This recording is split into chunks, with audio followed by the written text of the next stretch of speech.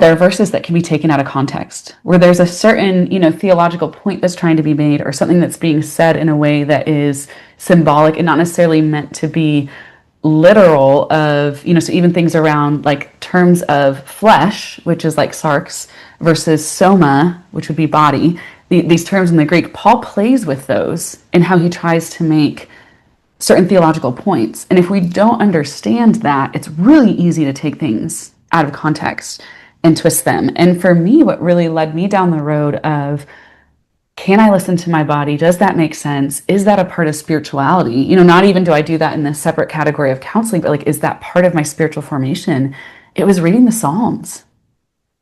It was reading the Psalms and seeing how embodied these people's cries were, whether they were cries of joy or cries of lament and grief.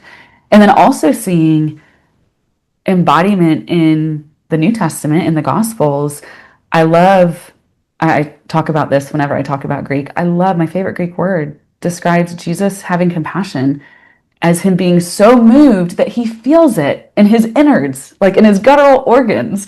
And I just think that's so beautiful.